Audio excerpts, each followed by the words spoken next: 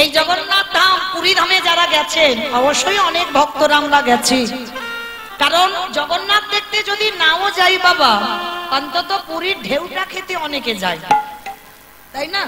ভুল বললাম মা? 4 দিন ওখানে থাকবে, 4 দিন ঢেউ খাবে, কিন্তু 4 দিন জগন্নাথ দেখবে না। কেউ বলতে পারবে এখানে যে আমি 4 দিন যেমন স্নান করেছি 4টে দিন আমি জগন্নাথকে দেখেছি? বলতে পারবে না। জোর 1 দিন দেখেছে বা 2 দিন দেখেছে, কিন্তু 4 দিন স্নানটা কিন্তু করেছে। তাহলে ভালো করে ভাবেন মা, একটা কথা মনে পড়ে গেল, খুব মনোযোগ দিয়ে শুনবেন। এই পুরী ধাম থেকে অনেক ক্রোশ দূরে বাবা এক ভক্তের জন্ম হয়েছিল, যার নাম ছিল শালবেগ। এই শালবেগের বাবা বহু বহু ভজন পুরী ধামে হয়, উড়িয়া ভাষায় ভজন। তো এই শালবেগের মা ব্রাহ্মণ পরিবারের মেয়ে ছিল, কিন্তু ওর মাকে অপহরণ করে যায় বাবা একটা নিজ জাতির ছেলে, যার নাম ছিল কালবেগ। এই কালবেগ ব্রাহ্মণী ঘরের সন্তানকে যখন ওই শালবেগের মাকে চুরি করে নিয়ে গেল, জোরপূর্বক বিয়ে করেছিল, মানে অনিচ্ছাতে, ইচ্ছাতে বিয়ে করেনি, অনিচ্ছাতে অপহরণ করে নিয়ে গেল। আর খুব রূপবতী নারী ছিল, তো তার যেই না অপহরণ করে ওকে বিয়ে করলো, আর ওই কালবেগের ঔরসে জন্ম নিয়েছিল পুত্র শালবেগ। আর এত দুরাচার ব্যক্তি ছিল বাবা, যখনই এই শালবেগ একটু বড় হয়েছে, কথা বলতে পারে, মা ছেলের মধ্যে এমন করে রেখেছিল দুজনে কোথাও যেতে পারবে না, ঘর ছাড়া। আর এই শালবেগের মা ছোটবেলা থেকে বাবা শালবেগকে সংস্কারগুলো দিয়ে রেখেছে। একটা কথা বলে যাই মা, ভালো করে শুনে রেখো, সন্তানকে সংস্কার দিতে হবে, যেমন দেবে সন্তান তেমন তৈরি হবে। একদিন থেকে 4-5 বছর পর্যন্ত বাবা তুমি সন্তানকে সেবা করবে। যারা বলবে যে মৌমিতা কি করে সন্তানকে ভজন পথে আগাবো, বা কি করে আমার ছেলে ভক্ত হবে, তাদের উদ্দেশ্যে আমার নিবেদন, শিখে নাও কি করে সন্তানকে তৈরি করবে। একদিন থেকে সন্তানকে 5 বছর বা 4 বছর পর্যন্ত তুমি তার যত্ন করবে, তুমি তার সেবা করবে। কিন্তু এই 4-5 বছরের পর থেকে সন্তানকে শেখাতে হবে ভগবান সেবার আগে পিতামাতাকে সেবা করতে হবে। এই শিক্ষাটা সবার আগে মাকে দিতে হবে। মাকে বলতে হবে একটু আমার পদ সেবা কর, বাবার কাছে পাঠাতে হবে পিতার পদ সেবা কর।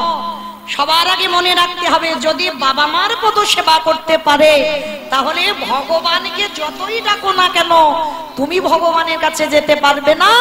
ভগবান তোমার ভক্তি দেখে নিজে থেকেই তোমাকে কৃপা করবে। নিতাই গৌর প্রেমানন্দে। তাহলে কি বললাম, 5 বছর পর্যন্ত ছেলেকে তুমি যত্ন করবে, তুমি আদর করবে, ভালোবাসবে, সেবা করবে। আর 5 বছরের পর থেকে সন্তানকে শিক্ষা দেবে। সকালবেলা উঠে ছেলেকে বলবে বাবা একটু পা দুটো একটু সেবা কর, বাবার কাছে পাঠাবে, বাবাকে একটু প্রণাম করে আয়। ঠাকুমা দাদু যদি থাকে তাদের কাছে পাঠাবে, একটু সেবা যত্ন করে আয়। আর সে সন্তান যতই বড় হোক না কেন এই শিক্ষাগুলো যদি মা দিতে পারে, তাহলে সে সন্তান আপনি থেকেই বাবা ভগবত ভক্তি এসে যাবে, তোমাকে কিছু বলতে হবে না। ওই জোর করে বলবে ছেলেকে বস, এখানে বসে ভাগবত পাঠ কর, এখানে গীতা পড়, তুলসী গাছে জল দে, এগুলো বলতে লাগবে না, আপনি থেকে কৃপা হয়ে যাবে। এই শালবেগকে প্রতিদিন তার মা ওই জগন্নাথের যত যত লীলা বাবা শ্রবণ করায়। আর এই শুনতে শুনতে শালবেগের মনে একটা আশা জাগলো, মা প্রতিদিন তো তুমি আমার জগন্নাথের কথা বলো, জগন্নাথ কত কত লীলা করেছে তুমি শোনাও। ও মাম্মা আমি তো কোনোদিন জগন্নাথকে দেখিনি, ও মা আমি একবার জগন্নাথকে দেখতে চাই। শালবেগের মা বলে উঠলো খবরদার বাবা ও কথা বলিস না, তুই আর আমি যদি একবার জগন্নাথের কাছে যাই, তোর বাবা যদি জানতে পারে, তোর বাবা আমাদের দুজনকে এখানে মেরে ফেলবে। শোন বাবা, তুই জগন্নাথকে ডাক, তার যদি কৃপা হয় তোকে যেতে হবে না, ওই জগন্নাথ ঠিক তোর কাছে চলে আসবে। মায়ের শিক্ষাটা দেখেন ছেলেকে কেমন দিয়েছে। আর ওই ছোট্ট শালবে বারান্দায় দাঁড়িয়ে দাঁড়িয়ে কাঁদে। আর সেই সময় কিছু ভক্তরা ওই রথযাত্রার সময় আমার জগন্নাথের কাছে যাচ্ছে। শালবেন ছুটে এসে মাকে ডাকছে, ওমা মা, ওমা, ওই দেখো কত ভক্তরা যেন কোথায় যাচ্ছে সারিবদ্ধ ভাবে। ও মা, কোথায় যাচ্ছে বলো না মা। শালবে আসছে পূর্ণ লগ্ন। ওই রথযাত্রার সময় জগন্নাথ মন্দিরের গর্ভদুয়ার থেকে আসে বাইরে, সচক্ষে জগন্নাথ সবাইকে দেখে। আর ওই বড় বড় জগন্নাথের চোখ কেন জানিস? ছেলেকে শেখাচ্ছে, বড় বড় চোখ কেন জানিস? যদি আমরা দেখতে জগন্নাথকে ভুলে যাই, জগন্নাথ ওই বড় বড় চোখ দিয়ে সবাইকে দর্শন করে। ও মা, আমিও যাব না বাবা। ওই কথা বলিস না, তোর বাবা জানতে পারলে তোকে মেরে ফেলবে। তুই এখান থেকেই ডাক। শালবে নয়ন জলে ছোট্ট একটা বাচ্চা। এই জায়গাটা ভালো করে একটু লক্ষ্য করবেন বাবা। একটা 5 বছরের ছেলে, সে কি বোঝে বাবা? তার কি অত চেতনা কিছু হয়? তবু কিন্তু মার মুখে জগন্নাথের কথা শুনতে শুনতে তার মনটা বাবা জগন্নাথের চরণেই পড়ে আছে। সবাই রথযাত্রার সময় জগন্নাথ, বলদেব, সুভদ্রা রথে উঠেছে বাবা। সুভদ্রার রথ চলছে, বলদেবের রথ চলছে, আর জগন্নাথের যে রথ নন্দী ঘোষ, সে রথ বাবা একটুও আগাচ্ছে না, যেন পাথরের মতো বসে গেছে। কেন বসে গেল জানো?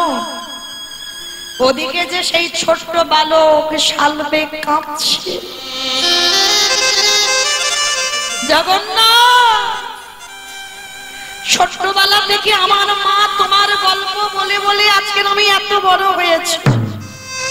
শুনলাম রথযাত্রায় তুমি নাকি বাইরে বেরিয়ে সবাইকে দেখো, কিন্তু আমার এমন দুর্ভাগা কপাল, আমি একবার তোমাকে দর্শন করতে পারলাম না।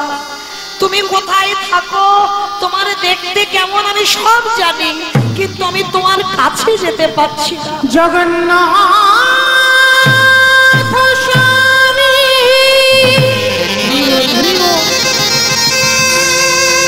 নয়ন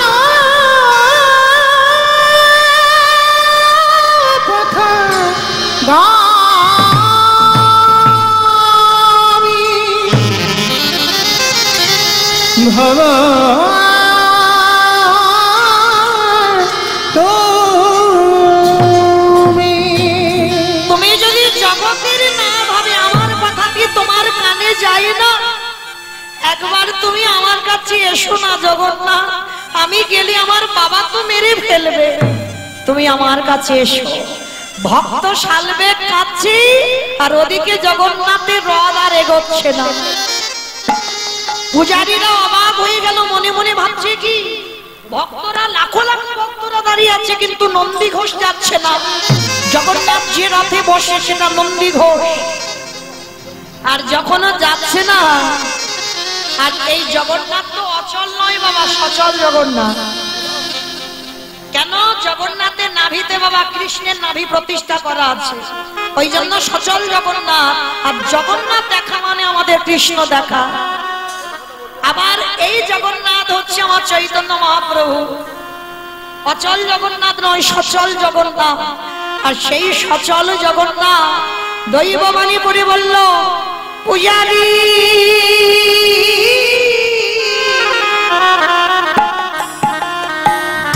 আজ আমার রথ আর আগাবে না। কেন? কারণ আমার রথে সোজাসুজি কোনো একটা গ্রামে এক নিজ জাতির ছেলে শাল বেগে আমার জন্য বসে বসে কাঁদে। আর এই জগতে যে আমার জন্য একবেলা কাঁদে, সে যত নিচু জাতি হোক না কেন, আমি মন্দির থেকে পার হয়ে তার জন্য ছুটে আসি। আমি যে ভক্তাই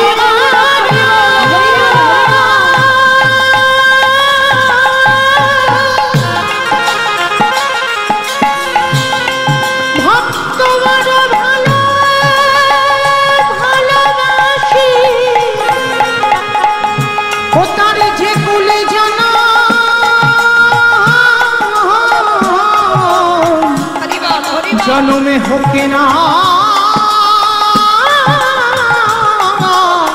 হোকে না কেন। যেই না দৈববাণী হলো, পূজারীরা ছুটে গেল সেই নিজ জাতি সেই পাড়াতে। আর পাড়াতে গিয়ে ভগবান তো নাম বলে দিয়েছে, ছোট্ট একটা বালক যার নাম শালবে। পূজারীরা ছুটতে ছুটতে গিয়ে বলে উঠলেন, কে এখানে শালবেগ আছো, যার জন্য আমার জগন্নাথের রথ চলছে না, চলো আমরা শালবেগকে নিয়ে যেতে এসেছি। পূজারীরা সবাই মিলে কাঁধে করে শালবেগকে নিয়ে যাচ্ছে। হরিব যশ খ্যাতি মান শুকুরের বিস্তারের সমান। এই কথাটা বাবা খুব দামি কথা, যশ খ্যাতি মান শুকুরের বিস্তার সমান। যারা ভক্ত হয়েছেন বাবা, তারা কোনোদিন যশ খ্যাতি সম্মান এগুলো চায় না। তারা কোনোদিন বলে না আমার সম্মান বাড়ুক, সবাই আমাকে জগতে ভালো বলুন। আর যারা যারা ভালো বলে, ভক্ত চায় সেখান থেকে একটু লুকিয়ে থাকতে। আমি চাই না, আমি চাই না যারা সবাই আমাকে নিয়ে মাতামাতি করুক। জগন্নাথ আমি বাবা, সবাই জগন্নাথকে দেখবে কি, সবাই তো শালবেগকে দেখতেই পাগল। কারণ জগন্নাথের রথ যার জন্য চলছে না, সেই শালবেগ এসেছে ছোট্ট একটা ছেলে।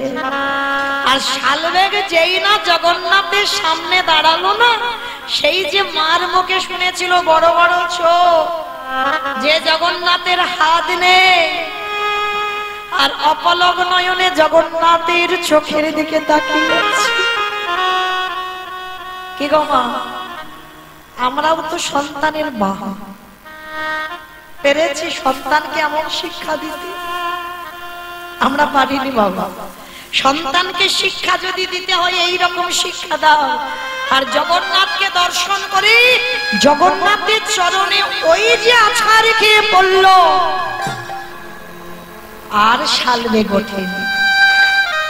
কারণ ওই চরণটা ধরে শুধু একটাই কথা বলেছিল, হে জগন্নাথ, আমি যদি বাড়িতে ফিরে যাই আমার বাবা তো মেরে দেবে। কারণ এই যে আমি তোমার কাছে এসেছি, আমার বাবা বাঁচিয়ে রাখবে না। তাই আমি চাই জগন্নাথ তোমার চরণে সারা জীবনের জন্য তুমি আমার করে নাও। সেই শালবেগ জগন্নাথের চরণে পড়ে কাঁদতে কাঁদতে ওইখানে শালবেগের মৃত্যু হলো। আর জগন্নাথ যে রাস্তায় ওই রথযাত্রার সময় আসে, ওই রথযাত্রার অপর প্রান্তে ওই শালবেগের সমাধি দেওয়া হয়েছে। আজও বাবা নিয়ম আছে, জগন্নাথের রথ যখন যায়, শালবেগের ওই সমাধির সোজাসুজি জগন্নাথকে ওইখানে 5 মিনিট হলেও দাঁড় করাতে হয়। যদি কেউ দাঁড় না করায়, জগন্নাথের রথ নিজে থেকে ওখানে থেমে যায়। কারণ আজও ভগবান জগৎকে শিক্ষা দিয়ে দিল, ডাকারের মতো যদি ডাকা যায়, ভালোবাসার মতো যদি বাসা যায়, আমার ভগবান পৃথিবীর যেখানে থাকুক না কেন, ও যে ভক্তের ডাকে ভগবান ছুটিয়া আসে, সে যে ভক্তের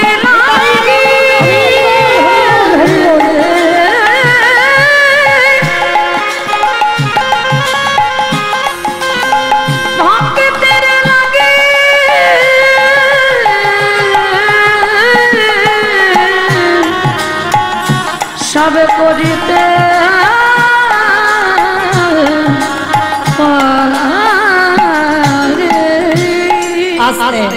তাহলে মায়েরা ডাকার মতো যদি ডাকা যায়, ভালোবাসার মতো বাসা যায়, ভগবান পৃথিবীর যেখানে থাকুক না কেন ভক্তের দ্বারে ছুটে আসে।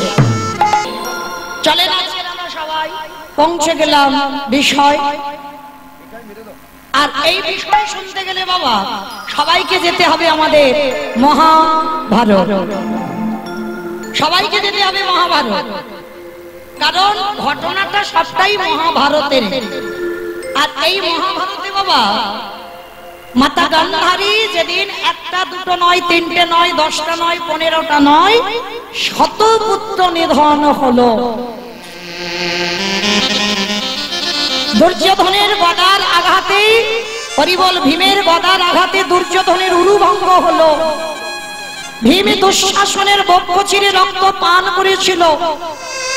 এই একটা একটা কথা বাবা সঞ্জয় দর্শন করে, দিব্য নয়নে দর্শন করে অন্ধ ধৃতরাষ্ট্রের কাছে বর্ণনা করেছিল। আর গান্ধারী মা কি করেছিল জানো? এই জায়গাটা মা খুব মন দিয়ে শুনবে। হাতে মশাল জেলে একটা নয়, দুটো নয়, 100 ছেলের মৃত্যু দর্শন করেছে। হাতে মশাল জেলে কুরুক্ষেত্রের মাঠে গিয়ে মা গান্ধারী চিৎকার করে কেঁদেছিল, দুর্যোধন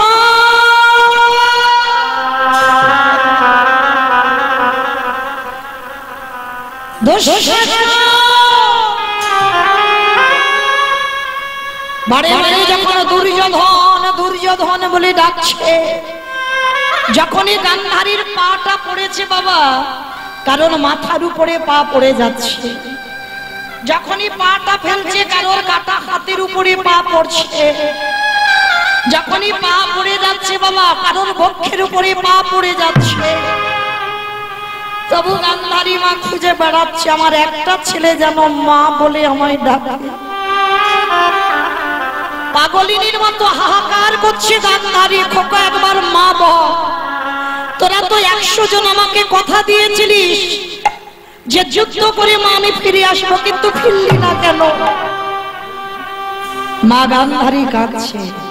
আর যখন বাবা সর্বশরীর রক্তে রক্তাক্ত হয়ে গেল, গান্ধারী মনে মনে চিন্তা করলো আর আমি এই জীবন রাখবো না, আমার এই জীবন ওই গঙ্গার জলে আমি ত্যাগ করে দেব। প্রাণ ত্যাগ করবে বলে গান্ধারী সবে আত্মহত্যা করতে যাবে, আর পিছন থেকে কে যেন পা দুটো টেনে ধরেছে। মা কে কে আমায় মা মা বলে ডাকলো? কে তুই? অন্ধকার তো দেখতে পাচ্ছে না। মশালটা নিচু করে দেখলো দুর্যোধন উরুভঙ্গ হয়ে মুখ ঠুকে পড়ে আছে। গান্ধারী বলে উঠল, খোকা তুই তো কথা দিয়েছিলিস বাবা, যুদ্ধ করে তুই আমার সঙ্গে ফিরে আসবি, তাহলে আজকের মুখ ঠুকে পড়ে আছিস কেন? তোর আর ভাই রাখো। মা আমার 99টা ভাই আর কেউ বেঁচে নেই না? না বাবা না, খবরদার ও কথা বলিস না বাবা, আমায় বল তোর ভাইরা কই? কাউকে দেখতে পাচ্ছি না কেন? মা তোমার 99টা ছেলে চলে গেছে তোমাকে কাঁদিয়ে, আমার 99টা ভাইকে হত্যা করেছে কে? কে কে তোর ভাইদের মারলো? একবার নামটা তুই আমায় বল। দুর্যোধন মুখ ঠকে বলে উঠল, মা গো নামটা বলবো বলেই তো এখনো আমি আমার দেহেতে প্রাণটাকে ধরে রেখেছি, অন্তত মরার আগে আমি নামটাকে তোমায় বলে যাব। গান্ধারী তাড়াতাড়ি করছে, খোকা তুই আমার নামটা বল, আমি নামটা শুনতে চাই, আর একবারে যদি আমার চেনা কেউ হয় আমি কখনো তাকে ছেড়ে দেব না। মা তুমি তাকে চেনো, তুমি তাকে জানো, তুমি তাকে দেখেছো, খোকা সে কে?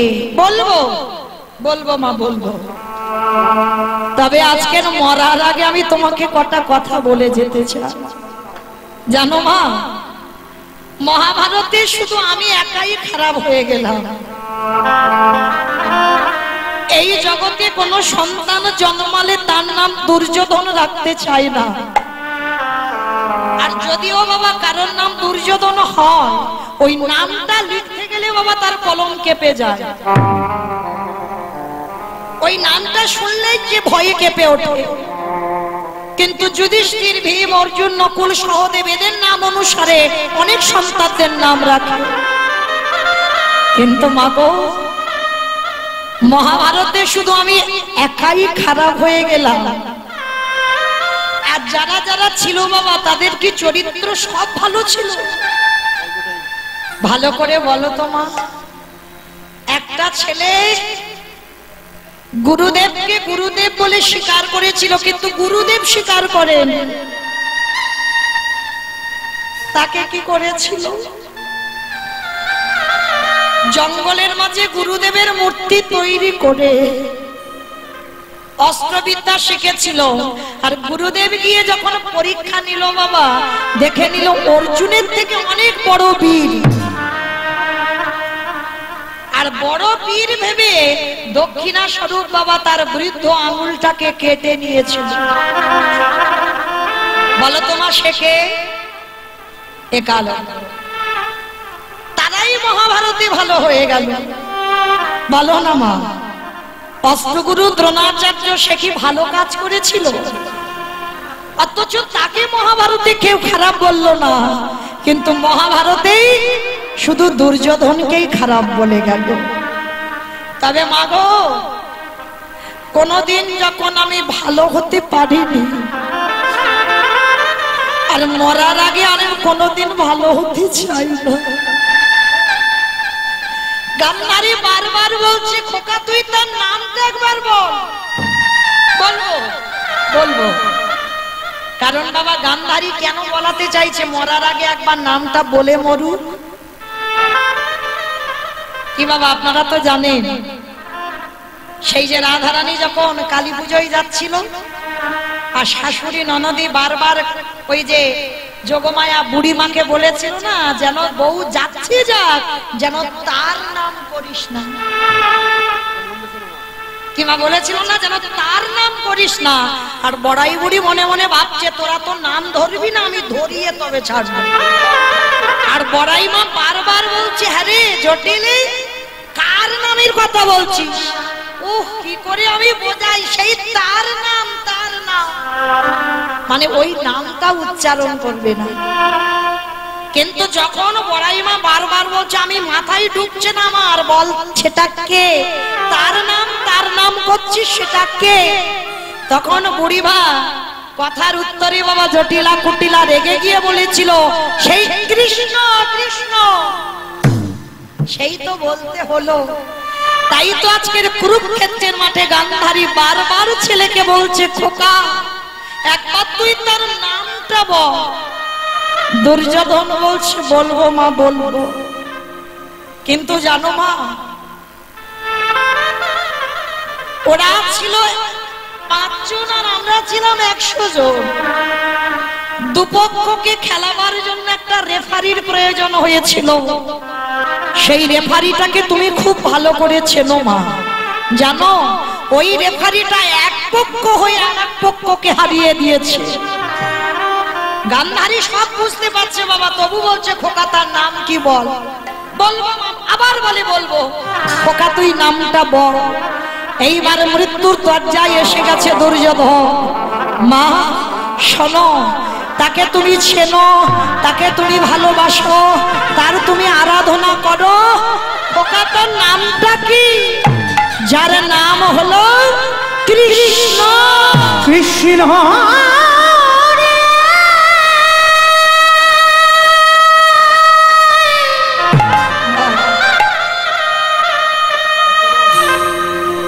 কোনে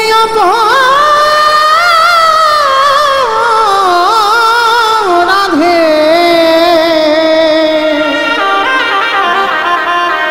আমায় পুত্র হারা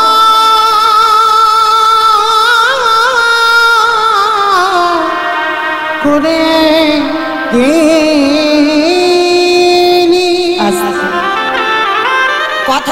বলেই কৃষ্ণ নামটা বলেই কুরুক্ষেত্রের মাঠে প্রাণ চলে গেল।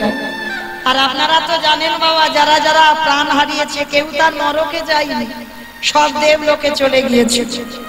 সে শত্রু বলো আর মিত্র বলো, একটা পশু পাখি যে কেউ, সবাইকে চলে যেতে হয়েছিল। তা যখনই বাবা সবাইকে চলে যেতে হলো দেবলোকে, আচ্ছা বলো তো মা, ছেলে যদি মরে যায়, ছেলের জন্য মা চিতা সাজাতে পারে? ছেলের মুখে আগুনটা কি মা দিতে পারে? সাজিয়ে বসে আছে, গান্ধারী কাঁদছে, কেউ কি নেই যে আমার ছেলের মুখে আগুনটা একজন দিয়ে যাবে? একজন পিছন থেকে বাবা অন্ধকারে, তাকে দেখা যাচ্ছে না, চিৎকার করে বলে উঠলো, আমি আছি, তোমার ছেলের মুখে আগুন দেওয়ার জন্য আমি আছি। কে? আমি তো কাউকে দেখতে পাচ্ছি না। পাবে না, পাবে না, অত সোজা নয় আমাকে দেখা। হাজার হাজার হ্যালোজিন জেলে আমার সামনে দাঁড়িয়ে থাকলে আমারে দেখা যায় না। হাজার টিউবলাইট জেলে যদি আমার সামনে কেউ দাঁড়ায়, আমারে দেখা যায় না। হাজার হ্যারিকেন আমার চোখের সামনে জেলে বসে থাকো, আমারে দেখা যাবে না। কি বাবা দেখা যাবে? এই তো এত আলো এখানে জ্বলছে, পারবেন ভগবানের সামনে ধরে জেলে বসে থাকলে দেখতে? তাই ভগবান বলছে, পিসি তোমার সেই নয়ন হয়নি, তথাপিও আমি তোমাকে দেখা দেব। ভগবান এসে যেই না সামনে দাঁড়িয়েছে, গান্ধারী তো দুর্যোধনের মুখ থেকে শুনে নিয়েছে কৃষ্ণ মৃত্যুর কারণ। কৃষ্ণকে দেখে গান্ধারী করজোর করে কাঁদছে, কৃষ্ণ আমার ৯৯টা ছেলে খারাপ করে দিতে পারতিস, পারলি না বাবা আমার একটা ছেলেকে ভক্ত করে দিতে? সব কটা অধার্মিক করে দিলি, একটা যেন সন্তান ধর্মের পথে গেল না। বসে বসে কাঁদছে, কেন করলি কৃষ্ণ? মা কাঁদছে, গান্ধারী কাঁদছে, আর কৃষ্ণ খিলখিল করে হাসছে। ভগবান তো বাবা সব সময় হাসে গো। ভগবান শুধু দুবার কাঁদে, রাধে দুবার শুধুমাত্র কেঁদেছিল। যখন দ্রৌপদীর বস্ত্রহরণ হয়েছিল তখন কেঁদেছিল। আর এই যে ঘটনাটা বলবো এখনই কেঁদেছে আমার কৃষ্ণ দুবার, আর কোনোদিন কাঁদেনি। যা যা অসুর নিধন বলো, নিজে যা যা কিছু জীবনের ক্ষতি বলো, সবটাই বাবা নিজে হেসেছে উচ্চ ঈশ্বরে, কিন্তু কাঁদেনি। কেঁদেছে দুবার, মনে রাখবে। দ্রৌপদীর বস্ত্রহরণ কলার কালী, আর যখন গান্ধারী অভিশাপ দিয়েছিল যে কৃষ্ণ আমার কুরু বংশ যেমন ধ্বংস হলো, তোরও ৫৬ কোটি যদু বংশ ধ্বংস হলো। এই দুবার কেঁদেছিল। আজকের কৃষ্ণ দাঁড়িয়ে হাসছে। গান্ধারী জিজ্ঞাসা করলো, কৃষ্ণ কৃষ্ণ পারলি বাবা? আমি তো নিজের পিসি নয় বলে আমার ১০০টা ছেলে মেরে দিলি, আর কুন্তি তোর নিজের পিসি বলে তার ৫টা ছেলেকে বাঁচিয়ে দিলি। ভগবান করজোর করে পিসিমার কাছে নতজানু হয়ে বলল, পিসি তুমি ভুল ভাবছো। এ জগতে কেউ আমার আপন নয়, আর কেউ আমার পর নয়। যে জন ডাকার মতো ডাকতে পারে আমি শুধু তারই হয়ে যাই। এখানে আমার কেউ আমার নিজের নয়, আর কেউ আমার পরের নয়। আর পিসিমা তুমি কেন আমার উপরে দোষ চাপাচ্ছ? তোমার পাপের ভরা তো পূর্ণ হয়েছে। যখন পাপের ভরা ১৬ গলায় পূর্ণ হয়ে যায়, তখনই বাবা ভগবান বিনাশ করবার জন্য ধরায় নামে। পিসি তোমার এই যে শতপুত্র নিধন হলো, কোনো নিধন আমার জন্য হয়নি, তোমার পাপের ভরা পূর্ণ হলো, তাই তো তোমার একটা একটা করে সন্তান তোমার কোলের কাছ থেকে চলে গেল। আর পিসিমা একটা কথা কান খুলে শুনে রেখো পিসি, চোরের ধন বাটপাড়াই নেয়। কি বাবা, কথাটা খুব মূল্যবান। তুমি যদি জীবনে কাউকে কষ্ট না দাও, তোমার জীবনে কষ্ট আসবে না। তুমি যদি জীবনে কারোর দুঃখ জ্বালা বেদনা না দাও, জীবনে তোমার দুঃখ জ্বালা বেদনা আসবে না। ভগবান ব্যাংকে টাকার মতো সুদে আসলে ডবল করে দেয়। তাই যারা যারা আমরা পাপ ফেলবো, কর্ম করব, সবার আগে বাবা কর্মের দিকে খেয়াল রাখতে হবে। এই কর্মফল জীবনে কাউকে কোনো দিন ছাড়বে না।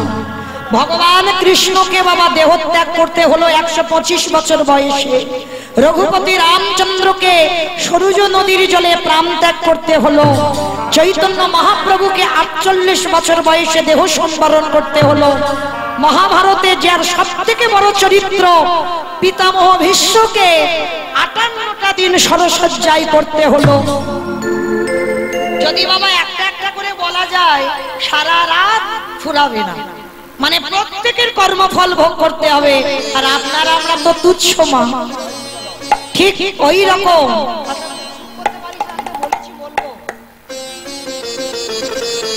আজকের সেই ভগবান বলল, পিসি আমি তোমাকে কথা দিলাম, তোমার এই যে শতপুত্র নিধন হলো আমার জন্য নয়, তোমার পাপের জন্য তোমার 100 ছেলে মরেছে।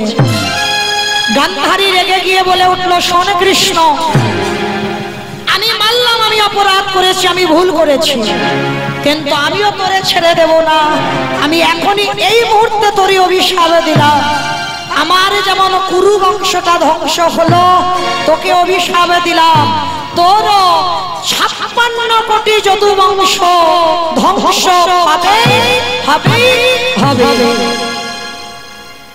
ভগবান মাথাটা নিচু করে বলল, পিসি কথা দিলাম, আমি অন্যায় করিনি, তবু তোমার অভিশাপ আমার শিরোধার্য। মায়েরা, সেই ভগবান গান্ধারীর অভিশাপ নিয়ে 13 বছর পর দ্বারকায় ফিরবে। আমার কথা নয় বাবা, একাদশং ব্রজের সঙ্গে, দ্বাদশং মথুরাপুরী, ত্রয়োদশং পাণ্ডবের সেনা, 89 সঙ্গে দ্বারকাপুরী। 1 থেকে 11 বছর বৃন্দাবন লীলা, 12 বছর মথুরা লীলা, 13 বছর কুরুক্ষেত্র লীলা, আর 89 বছর দ্বারকা লীলা। তাহলে কত হলো বাবা টোটাল? 196। মানে অঙ্কের মাথা দেখেছো, 196। 11, 12, 13, 89 গণনা চলছে। 125। বাহ, এটা আমার কথা নয়, আপনাদের কারোর কথা নয়। ভাগবত বিধান দিল ভগবানের টোটাল বয়স ছিল 125 বছর। আর তার ভিতরে 13 বছর বাবা শুধু কুরুক্ষেত্র লীলা করেছে পাণ্ডবদের সঙ্গে। আর 13 বছর পর ভগবান যাচ্ছে কোথায়? দ্বারকায়। 89 বছর কাটাবে। তার যখনই গান্ধারীর অভিশাপটা মাথায় নিয়ে চলে যাচ্ছে, আর পিছন থেকে দেখতে পেয়েছিল তৃতীয় পাণ্ডব অর্জুন। হেন কালে তৃতীয় পাণ্ডব দেখিতে পাইল, হেন কালে তৃতীয় পাণ্ডব দেখিতে পাইল, হেন কালে তৃতীয় পাণ্ডব দেখিতে পাইল, হেন কালে তৃতীয় পাণ্ডব দেখিতে পাইল, প্রাণের সখা বলে ডাকিতে লাগিল, প্রাণের সখা বলে ডাকিতে লাগিল, প্রাণের সখা বলে ডাকিতে লাগিল, প্রাণের সখা বলে ডাকিতে লাগিল। আস্তে তৃতীয় পাণ্ডব অর্জুন পিছন থেকে দেখছে কৃষ্ণ চলে যাচ্ছে, আর সখা অর্জুন ডাক দিয়েছে, সখা সখা।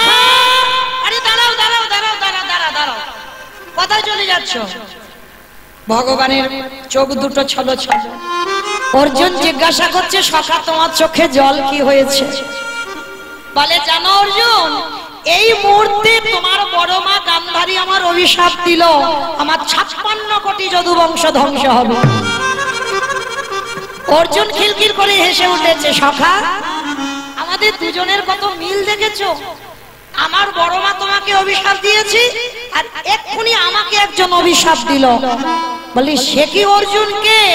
বলে, ভীষ্ম জননী গঙ্গা। গঙ্গা মা আমার অভিশাপ দিল যে আমার ছেলের হাতে নাকি আমার মরণ হবে। তুমি বলো সখা, আমার কি ছেলে আর বেঁচে আছে?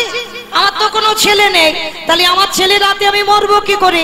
আর গঙ্গা মা জানে না আমার অভিশাপ দিয়ে দিল আমার ছেলের হাতে নাকি আমার মরণ হবে। ভগবান মুচকি মুচকি হাসছে আর মনে মনে ভাবছে, বাবা বাবা বাবা, এ বেটা তো জানে না আমার চরম থেকে গঙ্গার উৎপত্তি, মানে গঙ্গা আমার কন্যা সম।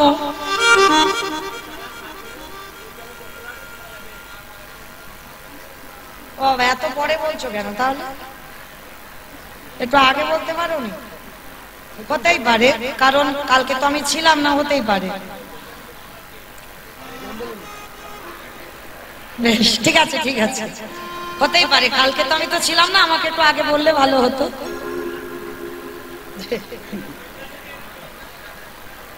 যা রাধে নিতাই গৌর কৃষ্ণ প্রেমানন্দে হরি বল। যা রাধে চলেন। আচ্ছা আচ্ছা, মা একটা কথা জিজ্ঞাসা করি, যেহেতু এখানে আমাদের বন্ধ হলো, আর বন্ধ যখন হয়ে গেল, আমার সিরিয়াল টিরিয়াল দেখো তো, দেখো কতক্ষণ করে হয়? 1 ঘন্টা। 1 ঘন্টা সিরিয়াল হয়? আমি দেখি না, আমি জানি। তাহলে দেখো না, বলে দিলে 1 ঘন্টা। কতক্ষণ হয়? আধ ঘন্টা। আধ ঘন্টা হয় 15 মিনিট। 15 মিনিট হয়, আর 15 মিনিট বাবা অ্যাডভার্টাইজ হয়, তাই তো? কিন্তু অ্যাডভার্টাইজ দেখতে ভালো লাগে না, তথাপি দেখতে হয়। কেন? ওই কোম্পানিগুলোই তো সিরিয়ালটা চালাচ্ছে, তাই তো? এই কথাটা বলার মানে কি? ব্যাঘাত যখন হলো, তাহলে এই যে হরিবাসরটা এত সুন্দর করে প্রতি বছরের ন্যায় আমার কমিটি দাদা ভাইরা সাজায়, তার জন্য বাবা কিছু অর্থের তো প্রয়োজন হয়। তার জন্য আপনাদের চরণে আমার বিনীত নিবেদন, কৃপা করে করুণা করে আজকে আপনাদের চরণে আমার কমিটি দাদা ভাই, বাবা ঠাকুর ভাইরা যারা যারা আছে, আপনাদের চরণে যাবেন। যার যেমন সামর্থ্য, যার যেমন ক্ষমতা, আপনারা কৃপা করে একটু আমার দাদা ভাইদের আঁচলে দান করবেন, যেন আপনাদের দান নিয়ে যেন এই হরিবাসরটা আরো দীর্ঘস্থায়ী হয়, আরো যেন বড় হয়। কৃপা করে আপনাদের চরণে আমার এইটুকু নিবেদন। আমার কমিটি দাদা ভাইদের জানাবো, আপনারা যান, আপনারা গিয়ে কৃপা করে আপনারা আমার ভক্তিমতী মায়েদের, বাবা ঠাকুরদের কাছে যাবেন, যার যেমন সামর্থ্য। তবে মা চেষ্টা করো যেন ওই ঝনঝন আওয়াজটা না হয়, একটু বেশি বেশি চেষ্টা করো, কেমন? এইটুকু আপনাদের চরণে নিবেদন। নিতাই গৌর প্রেমানন্দে হরি বল হরি বল হরি বল। তো যাই হোক, চলেন আজকের আমরা যেহেতু এখান থেকে যাচ্ছি, চলে আমরা আস্বাদন করব। জগতে অনেক রকমের ভক্ত আছে, আজকের একটা অন্য ধরনের ভক্তের কথা শুনবো, যেটা হলো মহাসতী অনুসুয়া। আমার এটা হয়েছে নাকি? হয় না তো? হয়নি? বেশ, চলো, আর তো সময় একটুখানি আছে, আর আধা ঘন্টা। কালকের হয়েছে বলছে। কে করলো কালকে? কে করলো? এদিকে বলছে হয় না, আমি এবার কোথায় যাবো?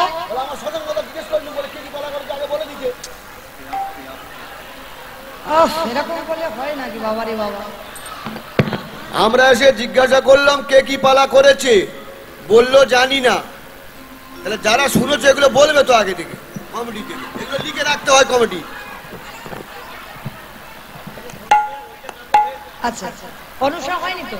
তাহলে বেশ, চলেন আজকের একটা অন্য ধরনের ভক্তের কথা শুনবো, যার নাম মহাসতী অনুসুয়া। এই জগৎ সংসারে, এই এই জগৎ সংসারে বৈকুণ্ঠপতি নারায়ণ আজকে চিন্তা করছে যে আজকের কোথায় গেলে বাবা সতী পাওয়া যাবে। এই মর্তধামে আমার অনেক ভক্ত আছে, কিন্তু সতী তো কোথাও জন্মায়নি। এমন সময় দেবর্ষি নারদ এসে বিনাটা করে নিয়ে দাঁড়িয়েছে, হরে বলে মধু বৈরবে ভারে গোপাল গোবিন্দ মুকুন্দ সৌরে হরে মুরারি মধু কৈত ধারি গোপাল গোবিন্দ মুকুন্দ সৌরে যোগেশ্বরায় কৃষ্ণ বিষ্ণু নিরাশায়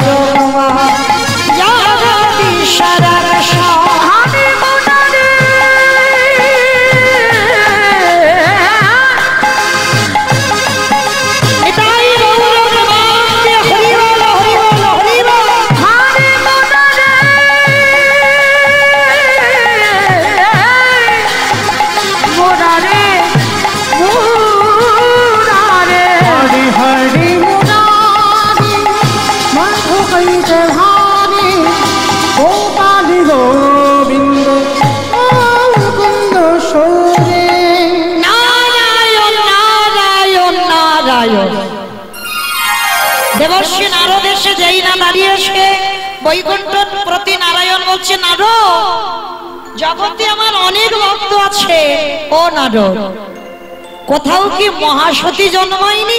তাই তোমার কাছে আমার নিবেদন, তুমি মরতে গিয়ে মহাসতী কোথায় জন্ম নিয়েছে আমার একটু খবরটা দিয়ে যাও। তার নারদ মনে মনে বলছে, ঠিক আছে প্রভু আমি যাব, তবে আমি নারদ বেশে তো যেতে পারবো না। একটা বৈষ্ণব রূপ ধারণ করে আজকে নারদ মুনি মর্তের মাটিতে নেমেছে।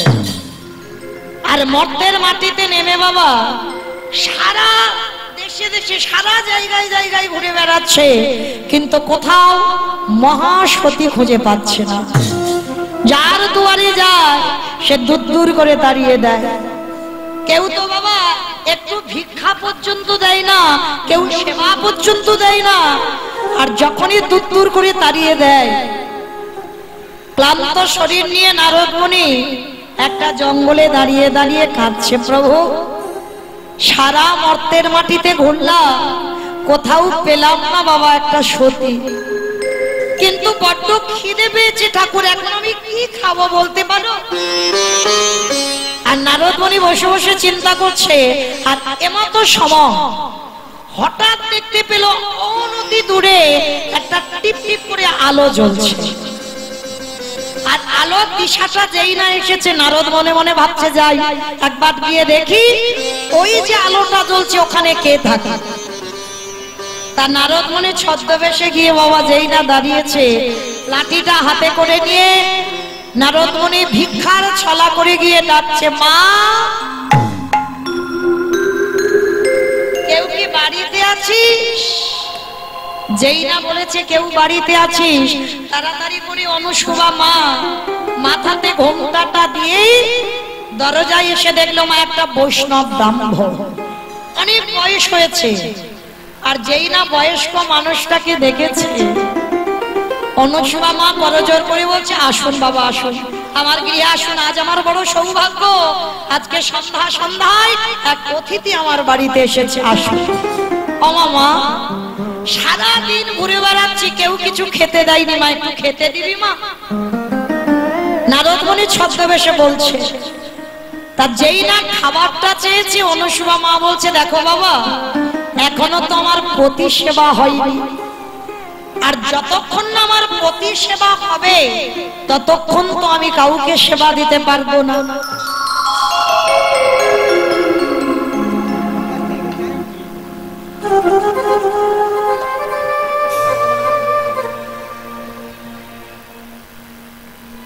নিতাই গৌর প্রেমানন্দে হরি বল হরি বল হরি বল।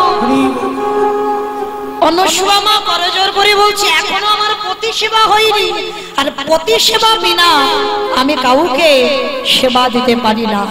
যেই না কথাটা নারদ শুনেছে, মা সঙ্গে সঙ্গে চমকে উঠেছে। মর্তে এমনও মেয়ে আছে যে আগে স্বামী সেবা করে তারপরে অতিথি সেবা। তার নারদ মুনি হেসে হেসে বলে উঠল, মা তোমার নাম কি? আমার নাম অনুসুবা। বাহ, আচ্ছা মা অনুসুবা, শাস্ত্র বলছে তো আগে অতিথি সেবা তারপরে অন্য কিছু সেবা, তা তোমার বেলা বাবা উল্টে গেল কেন? অনুসুবা মা করজোর করে বলছে, দেখেন বাবা, যেদিন থেকে আমার বাবা অগ্নি সাক্ষী করে স্বামীর হাতে সম্প্রদান করেছে, সেদিন থেকে আমার পতি সেবার বাইরে আমি ভগবানকেও সেবা দিই। নারদ মুনি মনে মনে চিন্তা করছে, তাহলে তো আমার দেখতে হয় যে এই মেয়েটার চরিত্রটা কেমন হওয়া উচিত। কারণ মায়েরা যারা সতী নারী হবে তাদের চরিত্র সবটাই, তাদের ব্যবহার, তাদের আচার অনুষ্ঠান সবটাই আলাদা হবে। তার নারদ মুনি মনে মনে ভাবছে, আজকের আমি আর যাবো না, রাতটুকুই এই মেয়েটার ঘরে থাকবো, আমাকে দেখতে হবে এই মেয়েটার আচরণগুলো কেমন। তার নারদ মুনিকে সেবা দিয়েছে, সেবা দিয়ে বলছে, বাবা একটা কথা জিজ্ঞাসা করবো? বলো মা। আচ্ছা তোমার কেউ নেই? আছে মা, সব ছিল, এখন আমার কেউ নেই। ও বাবা, তাহলে তুমি ভেবো না, যতদিন ইচ্ছা তুমি আমার কাছে থাকো। আর বাবা, ও মামা, আজকে রাতটুকু তোর কাছে একটু আশ্রয় দিবি? ঠিক আছে বাবা, আজ রাত কেন, তোমার যতদিন মনে হয় তুমি আমার বাড়িতে থাকো, কিন্তু আমার কথা একটাই, আমার পতি সেবা দিয়ে আমি আপনাকে সেবা করব। ঠিক আছে মা, তাতে আমার অসুবিধা নাই। তা এইবার রাত্রিবেলা হয়েছে, স্বামী সেবা করে অতিথি সেবা হয়েছে, আর সেবা দিয়ে অনুসুবা মা স্বামীকে শয়ন করিয়ে দিয়ে চরণ সেবা করছে। হরি বল। পাখার বাতাস করছে, স্বামী শয়নে গেছে। আড়াল থেকে নারদ মুনি দর্শন করছে। এই রকম সতী জগতে এখন আছে কি গো মা? শুধু সতীদের কথা বললে হবে না, তেমন স্বামী আছে কিনা সেইটা তো দেখতে হবে। হ্যাঁ, সব দিকে বলতে হবে বাবা। শুধু সতী নারী দেখা যাচ্ছে না, কিন্তু তেমন স্বামী কি দেখা যাচ্ছে? হ্যাঁ, তাহলে স্বামীকে অত্রিমণির মতো হতে হবে। অনুসুবার স্বামীর নাম অত্রিমণি, অত্রিমণির মতো হতে হবে। আর স্ত্রী যারা সতী নারী হবে তাদের অনুসুবা মার মতো চরিত্র হতে হবে। পাখার বাতাস করলো, আর পাখার বাতাস করে স্বামী ঘুমানোর পর অতিথি সেবা করে অনুসুমা মা শয়নে গেছে। প্রত্যেকদিন অনুসুয়া ব্রহ্ম মুহূর্তে ওঠে ভোরবেলা, আর ভোরবেলা উঠে স্বামী তখন ঘুমায়, আর ভোরবেলা ওই গঙ্গা স্নানে যায়। এখন যেমন মা ঘরে ঘরে কল, ঘরে ঘরে স্নান, তখনকার দিনে নয়, গঙ্গা স্নান ছিল। অনুসুবা মা প্রভাতকালে উঠে গঙ্গা স্নানে যায়, আর গঙ্গা স্নানে যায় আর কি করে জানো? প্রভাতে উঠিয়া মাতা অনুসুবা নদীতে করিলা স্নান। প্রভাতে উঠিয়া মাতা অনুসুবা নদীতে করিলা স্নান। প্রভাতকালে অনুসুমা মা স্নান করেছে গঙ্গার ঘাটে। আর স্নান করে কি করেছে জানো মা? ভালো করে শুনে নাও, যদি কেউ চরিত্রটা বদলাতে পারি আমরা। স্নান করে নিজের আঁচলটা ভিজিয়েছে, কোনো পাত্রে জল নয়, আঁচলটা ভিজিয়েছে। ওই জলটা নিয়ে বাড়িতে ফিরেছে। সকাল হয়েছে মা, সকালবেলা স্বামী ঘুম থেকে উঠেছে, আর স্বামী যেই না ঘুম চোখটা খুললো, অনুসুবা মা চরণ দুটো আগে নামিয়েছে, নামিয়ে পাত্রে করে রেখেই ওই আঁচলের জলটা নিগড়ে স্বামীর চরণে দিচ্ছে। স্বামীর চরণে দিয়ে স্বামীর চরণ ধৌত করা জল সকালবেলা অনুসুবা মা পান করছে। কি গো মা, ডাক্তার বৈদ্য কবিরাজ যদি অসুখ ভালো করতে না পারে, প্রকৃত যদি পতি সেবা করতে পারো, স্বামীর চরণ ধৌত করা জল যদি পান করো 1 মাস, এটা আমার গ্যারান্টি হরিবাসরে দাঁড়িয়ে। তবে সে স্বামী মদমাতাল হলে হবে না। 1 বোতল নয়, একটুখানি খেলে কাজ হয়ে যাবে। তবে স্বামী যেন শুধুমাত্র কৃষ্ণ চরণের দাস হয়। তার পথ, প্রত্যেকটা পদক্ষেপ যেন বাবা ধর্মের পথ থাকে, কোনদিন অধর্ম করবে না, মহাভারতের যুধিষ্ঠির মহারাজের মতো। সেই স্বামীর পদধৌত করা জল পান করো 1 মাস। ডাক্তারে যে অসুখ ভালো করতে পারবে না, তোমার পতির চরণ ধৌত করা জল পান করলে সে অসুখ ভালো হবে, কোনো ভুল নেই। কিন্তু বাবা জগতে বড় দুর্লভ, ও খুঁজে খুঁজে এখন আর পাওয়া যাবে না। হ্যাঁ, সতীও পাওয়া যাচ্ছে না, সতী স্বামীও পাওয়া যাচ্ছে না। তা আজকে লক্ষ্য করে দেখেন, অনুসুয়া মা নিত্য কর্ম এটা। তা আজকের অত্রিমুনি মাথায় হাত দিয়ে বলছে, অনুসুয়া প্রতিদিন তুমি এই কাজগুলো করতেই থাকো। আজকের আমার ইচ্ছা জেগেছে তুমি আমার কাছে কিছু চাও। আমার আজকের মনটা খুব ভালো, আমি তোমাকে কিছু দিতে চাই। অনুসুয়া মা বলছে, তোমার কাছে চাওয়ার তো একটাই জিনিস আছে আমার, আমি যতদিন বাঁচবো আমি যেন তোমার চরণ সেবা করতে পারি। আরে বাবা ওটা তো আছে, ওটা তো তুমি করবে, আরো কিছু চাও না? আর আমার কিচ্ছু লাগবে না, ওটাই হলে আমার সব হয়ে যাবে।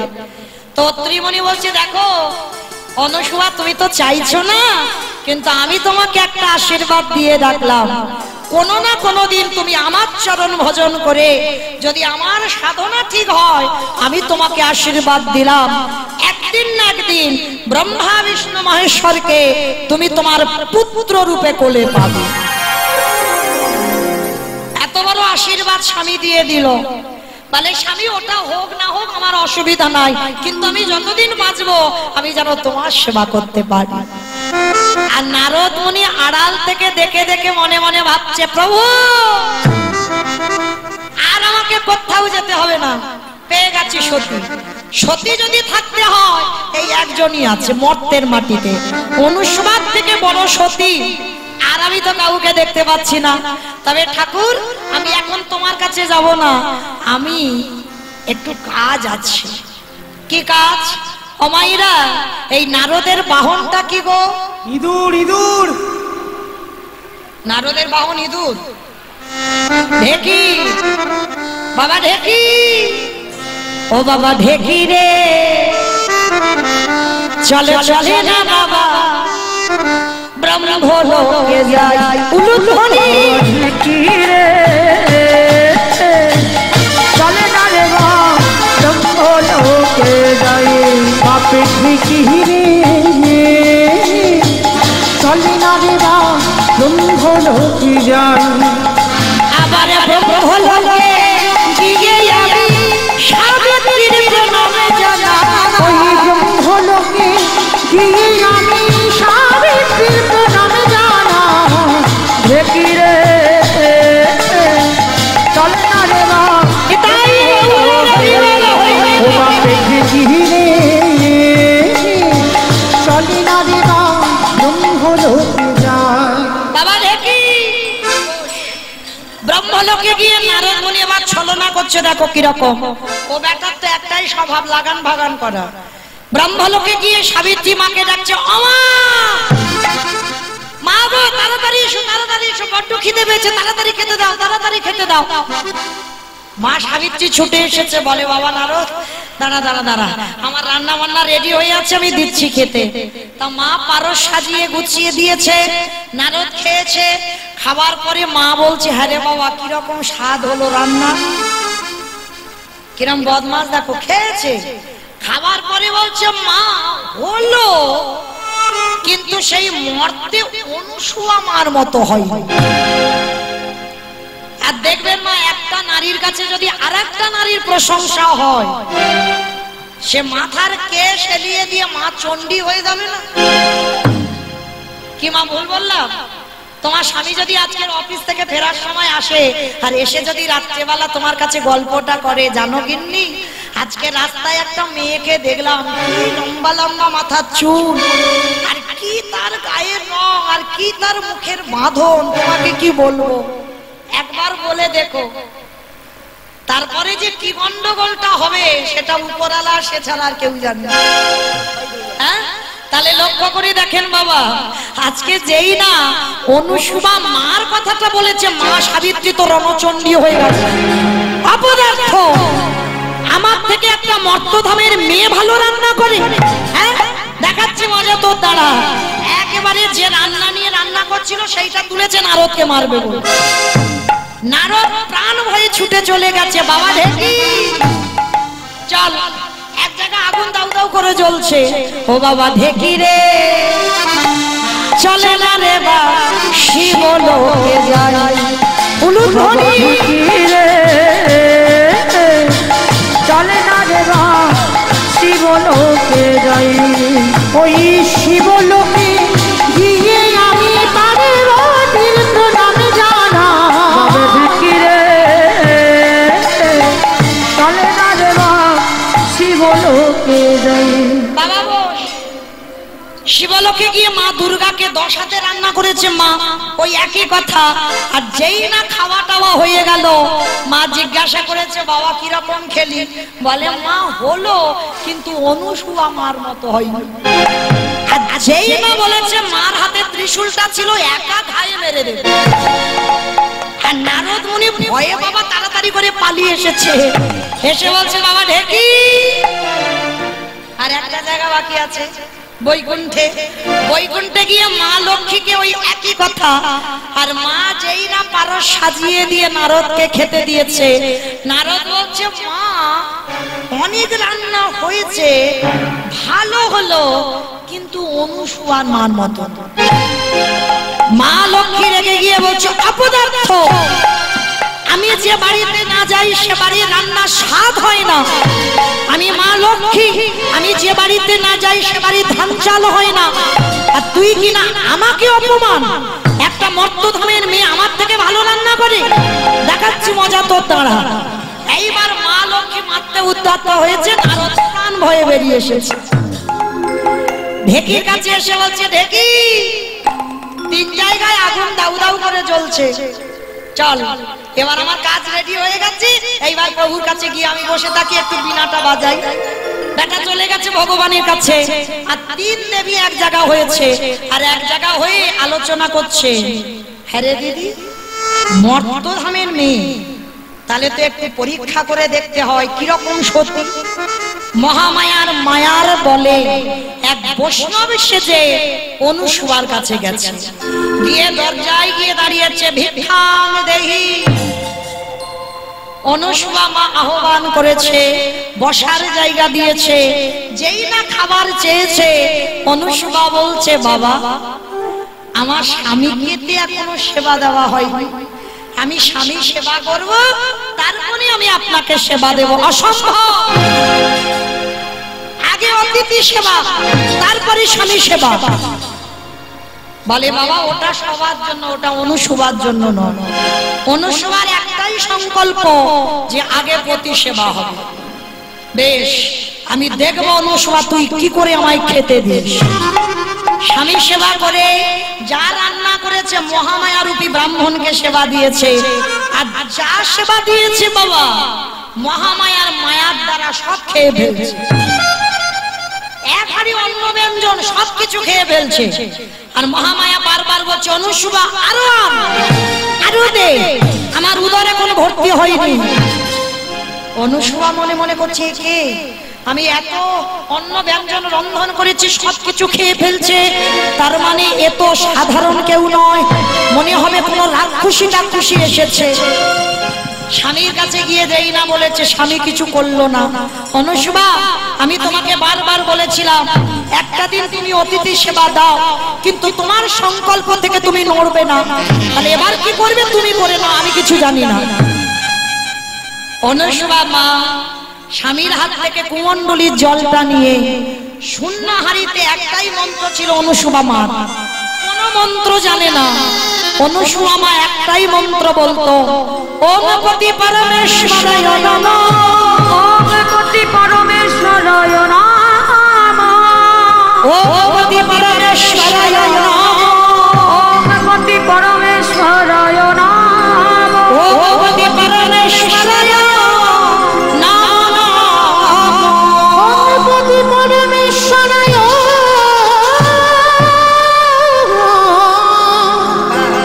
নমঃ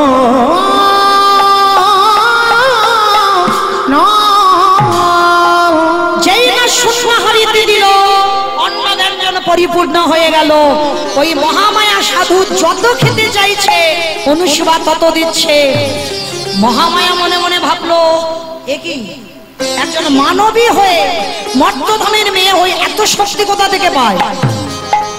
খেতে খেতে মহামায়া ক্লান্ত হয়ে গেছে, আর ক্লান্ত হয়ে মহামায়া অন্তর্ধান হয়ে চলে গেল। হেরে গেল মর্তধামের এক নারীর কাছে। আর যেই না চলে গেল, কিন্তু ক্রোধ মহামায়ার কমে না। আরো পরীক্ষা নেব, এবার দেখি এই পরীক্ষা থেকে কি করে উত্তীর্ণ হয়। আমি দেখব ও কি করে মহাসতী হতে পারে। মহামায়া এবার ছদ্মবেশে রাস্তার ধারে সাধু হয়ে বসে আছে। আর এদিকে সঙ্গে সঙ্গে বাবা রান্নাঘরে কাঠ নেই। অত্রিমুনি কাঠ আনবে বলে জঙ্গলে কাঠ কুড়াতে গেছে। আর মহামায়ার মায়াতে কাঠ কুড়াতে কুড়াতে বাবা শরীর ক্ষীণ হয়ে গেল, আর চলতে পারে না, আর চলার শক্তি নেই, শরীরের সমস্ত ক্ষমতা ক্ষীণ হয়ে গেল। আর যখনই আর চলতে পারছে না মা, সঙ্গে সঙ্গে ওই কাঠের বোঝাটা সাধুর গায়ে পড়ে। আর যেই না সাধুর গায়ে পড়ে গেল, সাধুর ধ্যান ভেঙে গেল। সঙ্গে সঙ্গে মহামায়ারূপী সাধু অভিশাপ দিল, ওরে অপদার্থ, আমার তপস্যা ভঙ্গ করে দিলি, তার অপরাধে আমি তোকে অভিশাপ দিলাম, তোর সর্বাঙ্গে ভরে যা গলিত কুষ্ঠ ব্যাধি। সঙ্গে সঙ্গে অত্রিমুনির সর্বাঙ্গে ভরে গেল গলিত কুষ্ঠ ব্যাধি। চরণ দুটো জড়িয়ে ধরে কাঁদলো অত্রিমুনি, হে ব্রহ্ম, আমি বুঝতে পারলাম না কোথা থেকে আমার শরীরে বল ক্ষমতা চলে গেল, আমি কেন তো অন্যায় করিনি, আপনি অভিশাপ ফিরিয়ে নেন, পা ছেড়ে দে, পা ছেড়ে দে, পা ছেড়ে দে। অভিশাপ দিলাম, শুধু কুষ্ঠ রোগ নয়, 1 মাসের মধ্যে আকাশে সূর্য ওঠার সঙ্গে সঙ্গে তোর অপঘাতে মৃত্যু হবে। ভরে গেল কুষ্ঠ রোগ, শরীরে পুজ রক্ত ঝরে ঝরে পড়ছে, চিৎকার করতে করতে যাচ্ছে অনুসভা,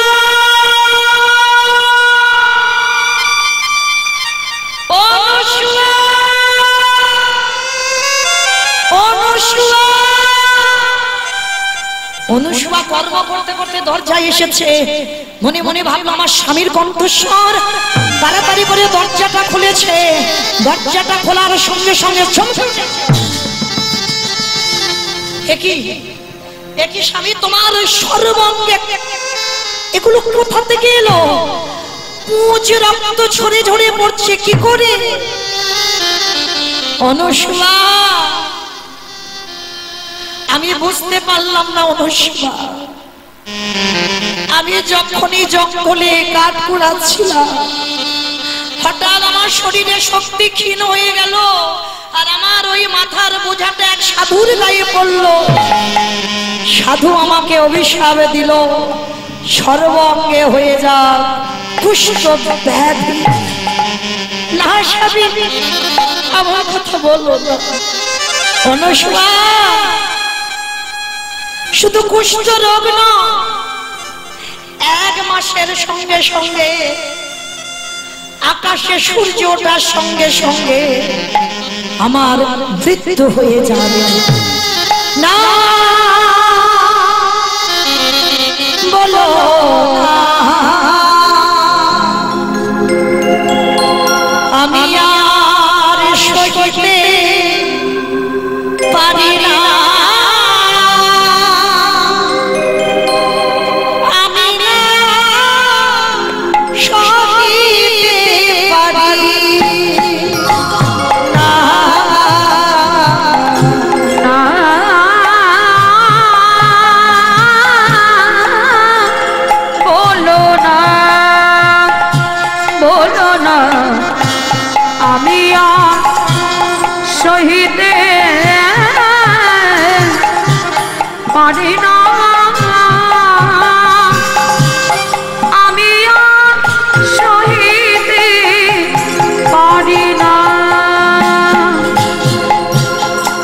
চিরবান শিশধর যে তুমি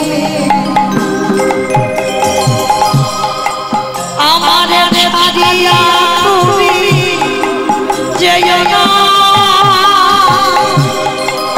আমার ছাড়িয়া তুমি যেও না বলো না বলো না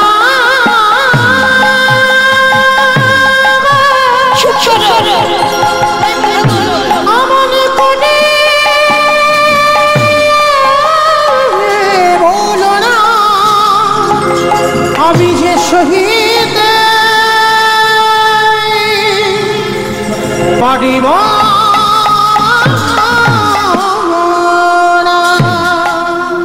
অনুষ্মা চলে যাও চলে যাও তুমি বাপের বাড়ি চলে যাও এখনো সময় আছে অনুষ্মা আমার এই কুষ্ঠ রোগ আমাকে সেবা করতে করতে তুমি তো রোগী হয়ে যাবে আর আমার মৃত্যুর পর আমি তোমাকে কার হাতে রেখে যাব তাই সময় থাকতে থাকতে তুমি আমায় ফেলে রেখে সেই তো আমার মৃত্যু হয়ে যাবে বাপের বাড়ি চলে যাও সতী নারীদের কথাগুলো শোনো মা অনুষ্মা মা বলছে স্বামী যেদিন থেকে আমার বাবা তোমার হাতে তুলে দিয়েছি তোমার চরণ সেবা ছাড়া আমার আর কোনো কাজ নয় আর তুমি বলছো আমি বাপের বাড়ি চলে যাব না স্বামী যে কটা দিন সুখের সময় তোমার সঙ্গে কাটিয়েছি আর যে কটা দিন দুঃখ থাকবে সে কটা দিন আমি তোমার সঙ্গে কাটাবো অমাইরা আছে না অনেক নারী স্বামীকে বাঁচাবার জন্য পাগলের মতো লোকের বাড়ি খেটেও বাবা স্বামীর চিকিৎসা করাই না লোকে দাঁড়ে দাঁড়ে স্বামীকে বাঁচাবার জন্য স্বামীর একটু অপারেশনের জন্য লোকে দাঁড়িয়ে দাঁড়িয়ে ভিক্ষা করে অনুষ্মা মা বলছে স্বামী আমার বাবার মুখ থেকে শুনেছিলাম যদি কোনো ব্যক্তি অপরাধ করে থাকে অপরাধী হয় সর্বতীর্থে নাকি স্নান করালে তার অপরাধ থেকে মুক্তি পায় আমি নিয়ে যাব অনুষ্মা আমি দাঁড়াতে পারি না আমার শরীরের মাংসগুলো খসে যাচ্ছে শরীর থেকে পুঁজ রক্ত ঝরছে তুমি কি করে নিয়ে যাবে আমাকে সর্বতীর্থে দেখো না কি করবো গাছের ডাল কেটে বাবা গাছের দিয়ে গাড়ি করেছে আর যে বট গাছের যে শিকড় ঝোলে ওই গাছের শিকড় কেটে দড়ি করেছে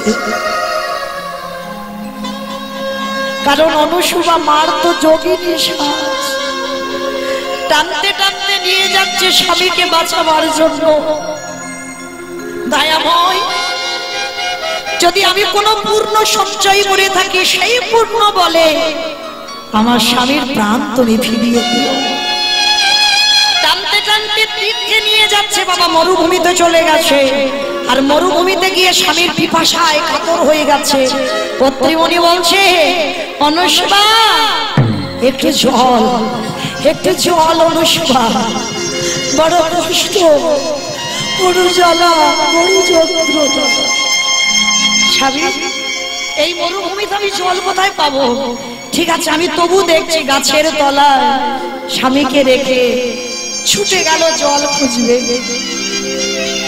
মহামায়া মনে মনে ভাবছে অনুষ্মা দেখি এবার তুমি কি করো মহামায়া একটা ঘাতক রূপ ধারণ করে বসে আছে আর ঘাতকের কাছে জিজ্ঞাসা করলো বলতে পারো ঘাতক কোথায় গেলে জল পাবো মহামায়া বলল শোনো মেয়ে যদি তোমার এই ডান চরণটা কেটে দিতে পারো ওইখান থেকে তুমি জল পাবে অনুষ্মা মা আগু পিছু বিচার না করে ধারালো অস্ত্রটা নিয়ে ওম পতি পরমেশ্বরায় নমঃ বলে ওই উরুদেশটাকে ছেদন করে দিল। যেই না সরোবর সৃষ্টি হলো, ওই জল দিয়ে স্বামীর বদনে দিল। আর স্বামীর মৃত্যুর দিন বাকি আছে 3 দিন। আর অনুসূয়া মা সূর্যদেবকে উদ্দেশ্য করে বললে, হে সূর্যদেব, আমি যদি সত্যি সত্যি পতি সেবা করি, আমি তোমার কাছে জানিয়ে রাখলাম, আজকের পর থেকে সূর্য তুমি আর উদয় হবে না, উদয় হবে না, উদয় হবে না। মর্তধামের একটা মেয়ের কথায় সূর্যের রাস্তা অবরোধ হয়ে গেল। আর যেই না অবরোধ হয়ে গেল, এদিকে অনুসূয়া মা কাঁদছে স্বামীর মাথা দিয়ে। বৈকুণ্ঠপতি নারায়ণ এসেছে অনুসূয়ার কাছে। অনুসূয়া, তুমি যদি সূর্যকে উঠতে না বলো, তাহলে জীব জগতে সবাই মরে যাবে। উঠতে বলো।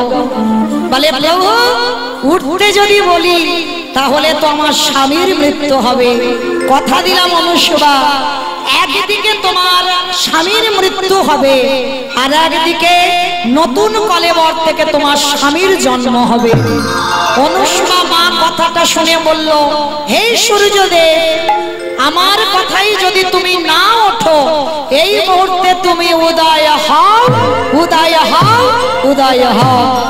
সঙ্গে সঙ্গে সূর্যদেব উদয় হলো, অত্রি মুনির মৃত্যু হলো, নতুন কলেবর থেকে আবার নতুন স্বামীর সৃষ্টি হলো। সেই স্বামীকে নিয়ে ঘরে গেলেন অনুসূয়া। ব্রহ্মা বিষ্ণু মহেশ্বর অনুসূয়া মার হাতে রান্না খাবে বলে গেছে। নারদ যে রান্না খেয়েছে, এইবার ব্রহ্মা বিষ্ণু মহেশ্বর ছদ্মবেশে এসে গেল আর অনুসূয়াকে পরীক্ষা নেবার জন্য বলল, অনুসূয়া, সেবা যদি দিতে হয় তোমাকে বিবস্ত্র হয়ে সেবা দিতে হবে। অনুসূয়া মা বললেন, বেশ, সন্তান ছোট থাকলে বিবস্ত্র হওয়া যায়, সন্তান বড় হলে কি হওয়া যায়? অনুসূয়া মা কুমণ্ডলীর জলটা নিয়ে ওম পতি পরমেশ্বরায় নমঃ বলে 3 দেবের গায়ে ছিটিয়ে দিল। আর যেই দিল, 3 দেব 6 মাসের বাচ্চা হয়ে গেল। আর আসনে বসেছিল, 3 জনে শুয়ে পড়েছে। মা 3টে ছেলের মা, তেল মাখায়, দুগ্ধ খাওয়ায়। মা নিজে বিবস্ত্র হয়ে ভগবানের মনের বাসনা পূর্ণ করলো। 1 সপ্তাহ প্রভু বাড়ি যাচ্ছে না, 3 দেবী ক্লান্ত হয়ে এসেছে অনুসূয়া মার কাছে। আর এসে তো চিনতে পারছে না, মা তো দোলনায় দোল দিচ্ছে ছেলেগুলোকে। হরি বল।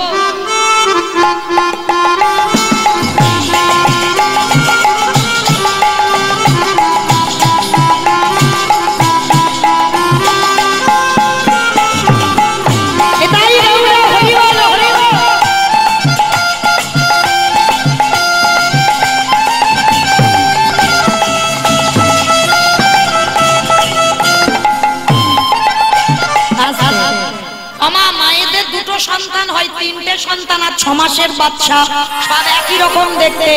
আর 3 দেবী গিয়ে বুঝতে পারছে না মা কোনটা কার। এইবার অনুসূয়া মা চরণটা ধরে বলল, মা, বুঝতে পারছি না, আমাদের স্বামীদেরকে ফিরিয়ে দাও। অনুসূয়া মা কুমণ্ডলীর জলটা নিয়ে ওম পতি পরমেশ্বরায় নমঃ বলে 3 দেবের গায়ে ছিটিয়ে দিল। 3 দেবে দাঁড়িয়ে বলল, অনুসূয়া, আশীর্বাদ করলাম, আমরা 3 দেব তোমার কাছে পুত্র হয়ে যাব। একটা হলো দত্তাত্রেয় ঋষি, একটা হলো দুর্বাসা ঋষি, আর একটা হলো চন্দ্রদেব। এই 3 জনে 3 কলেবর হয়ে অনুসূয়ার সন্তান হয়ে আজকের অনুসূয়া মার মনোবাসনা পূর্ণ করলো।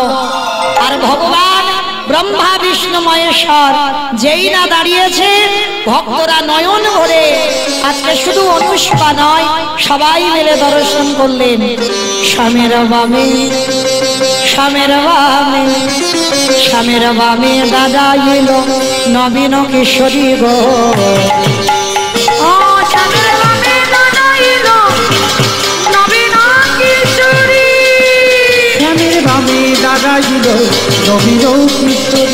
ললিতা বিশাখা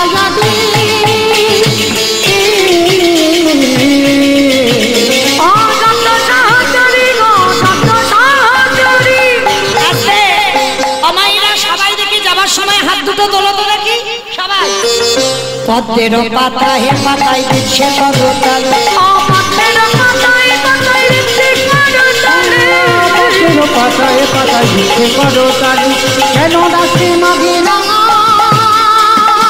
নিতাই গৌর প্রেমানন্দে হরি বল।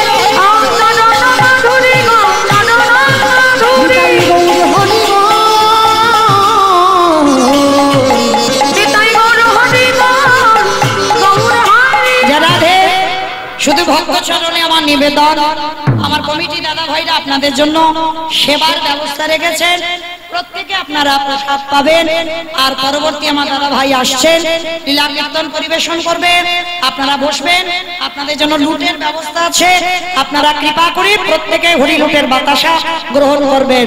নিতাই গৌর প্রেমানন্দে হরি বল হরি বল হরি বল। ভগবানের মিলন হইল, প্রেমানন্দে সাজে হরি হরি হরি বল হরি বল হরি বল হরি বল।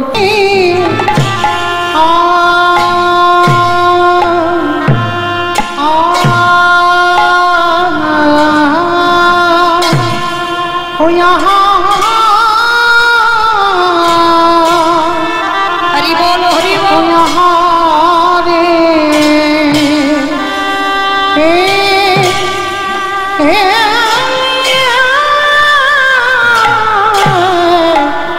প্রভুরি আমার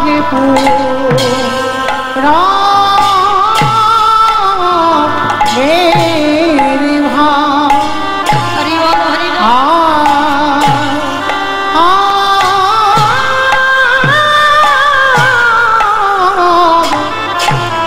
পুরা মেরে ভাই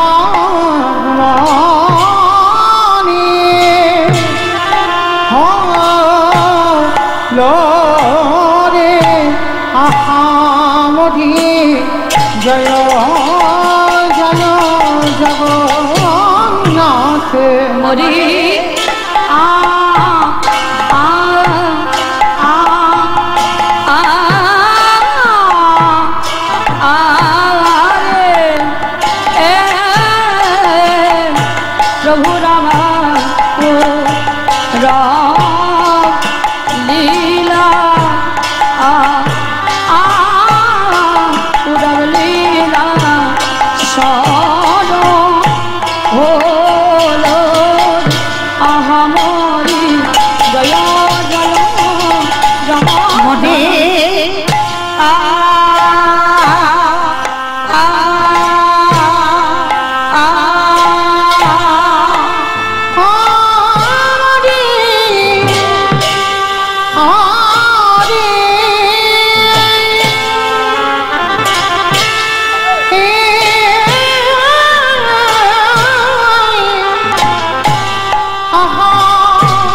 মরি রে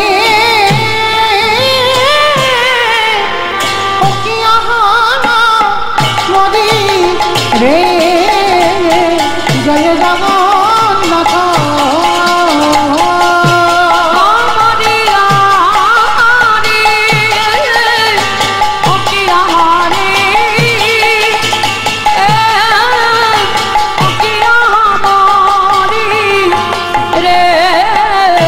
জয় জগন্নাথ জয়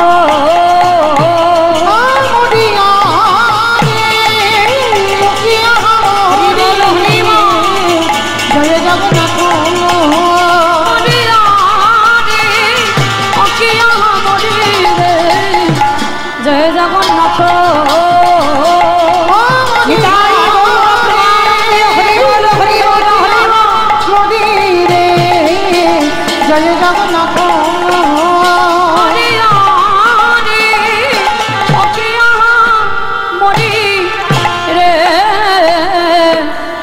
জয় জগ ও নাথ জয় জয় হরি বল হরি বল। জগন্নাথ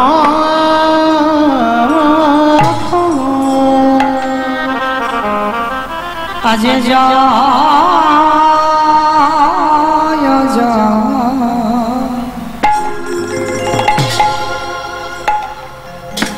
জয় জয় জয় জগন্নাথ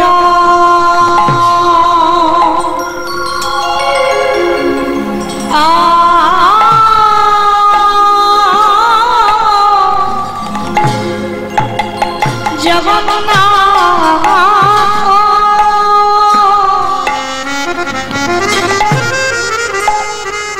প্রভু আমার সচি রমা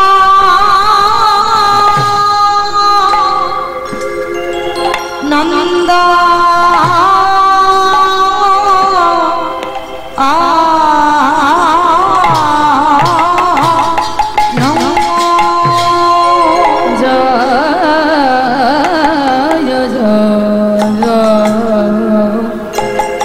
হরি বল হরি বল হরি বল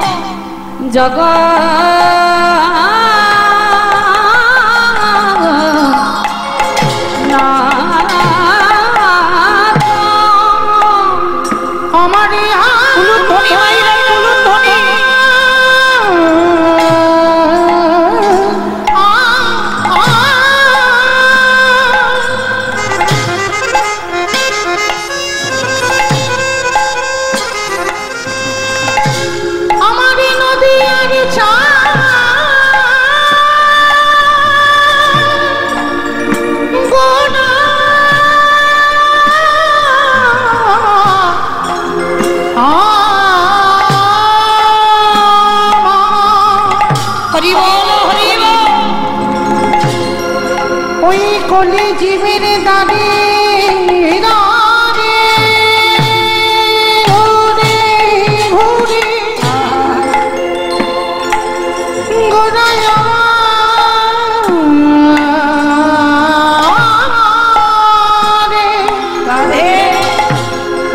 জীবের দাঁড়ে দাঁড়ে হরিনা বিলা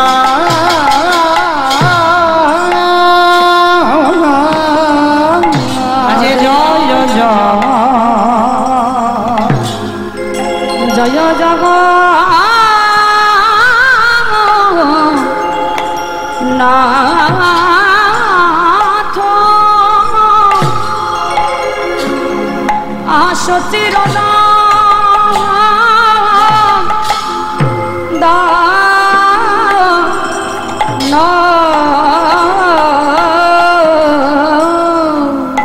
আজ ত্রিভুবন করে জাগার চর চর চর চরণ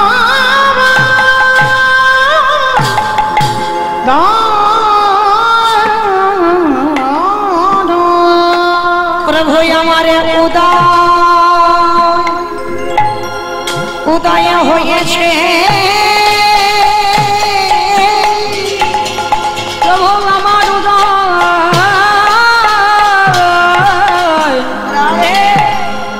হয়েছে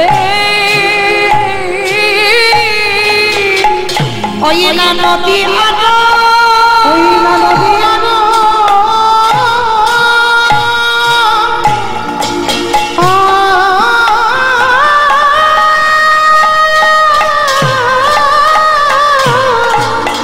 ওই না ভাঙা আকাশে প্রভু আমার উদয় হয়েছে তোমরা যে দেখনি দেখে না তোমরা যে দেখনি দেখে না আমার আনন্দ নবগত তোমরা যে দেখনি দেখে না আমাদের হবে না আর হবে না আমাদের হবে না আমার না এমন বগুড়ে বলা সাধের জানা আমাদের হবে না আমার না এমন দেবী দুর্লভ মানব জানো হবে না আমার না আমাদের এলো গৌর নিতা আমাদের এলো গৌর নিতা ওই না হবে না বিলাইতে দেখো এলো গৌর নিতাই একেবারে ধনী দাও ধনী একেবারে ধনী দাও ধনী দাও একেবারে ধনী দাও ধনী একেবারে ধনী দাও ধনী দাও আজ ধনী দিলে ধনী পাবে একেবারে ধনী দাও ধনী দাও আজ ধনী দিলে ধন্য পাবে একেবারে ধনী দাও ধনী দাও তোমাদের মানব জন্ম সফল হবে একেবারে ধনী দাও ধনী দাও মুখে হরি হরি হরি বলে মুখে হরি হরি হরি মুখে হরি হরি হরি বলে মুখে হরি হরি হরি বলে ধনী দাও ধনী দাও ধনী দাও ধনী দাও আহা ত্রিভুবন কটে জান চরণ চরণ চরণ আচর নাম দানো নমো ত্রিকাল সত্তায় নম ত্রিকাল সত্তায় জগন্নাথ সতায় চ জগন্নাথ সুতায় সগোত্রায় সভিত্রায় শাননায়তে নমো সকল ত্রয়তে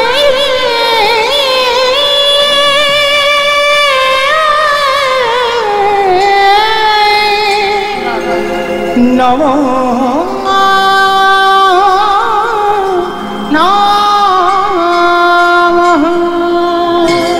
এই জীবের নিস্তার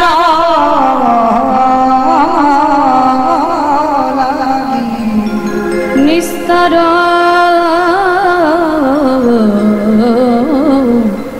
লাগি নন্দ সোহরি নন্দ সুতারি ভুবনে প্রকাশ পাইল এই ভুবনে প্রকাশ হলো আমাদের গুরু রূপ ধরি আমাদের গুরু রূপ ধরি